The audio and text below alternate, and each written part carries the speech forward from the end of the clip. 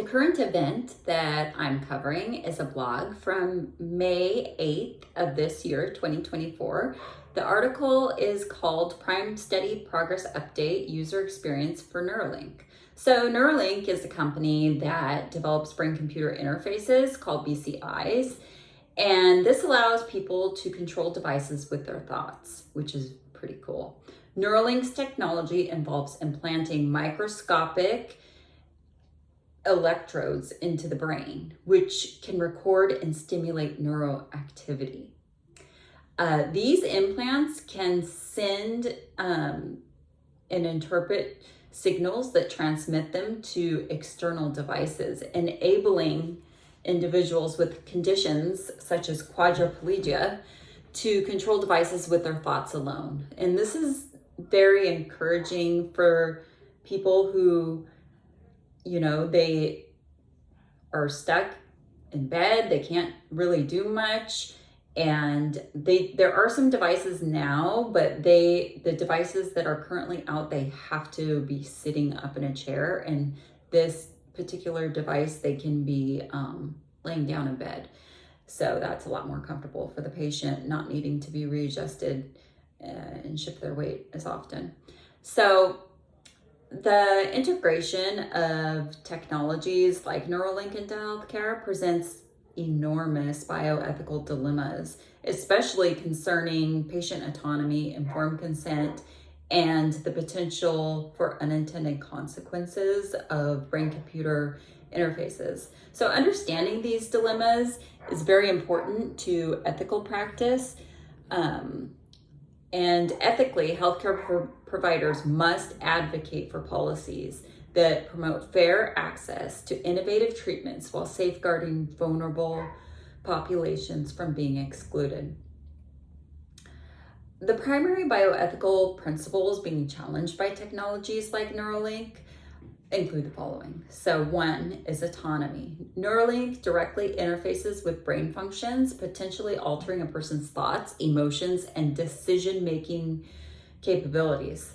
So the second one is non-maleficence. The risk of Neuralink to cause potentially unintended side effects psychologically, or cognitive impairments, or even altering someone's thoughts or emotions is a real concern. So number 3 is justice. Access to healthcare technologies must be equitable for everybody. And Neuralink, being the cutting edge technology that it is probably pretty pricey. And this could exclude people that can't really afford expensive treatments like that. And it could widen disparities, especially in mental health access. So fourth, we have privacy confidentiality. So Neuralink devices have the potential to record highly sensitive brain data. So ensuring the privacy and confidentiality of the data is crucial.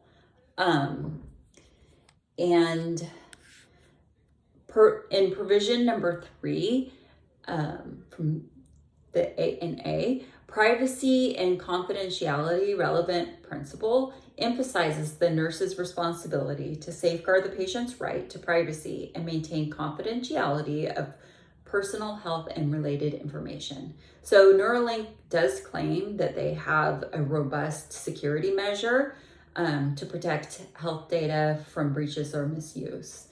The healthcare implications could be failure to protect data and privacy, and that can erode trust between the patients and the healthcare providers, and also the patients and the technology companies, which would hinder the adoption of future innovative treatments. So the recommendation here is to have strong privacy regulations that must be in place to protect brain data, similar to how medical records they're protected under the HIPAA.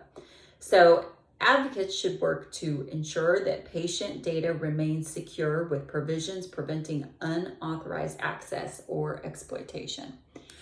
In closing, this article is important to me and could have a huge impact in my work as a mental health psychiatric nurse practitioner, because Neuralink's ability to directly interact with the brain circuits could really revolutionize treatment in the mental health area, especially for things like depression, anxiety, PTSD. It could even help with schizophrenia.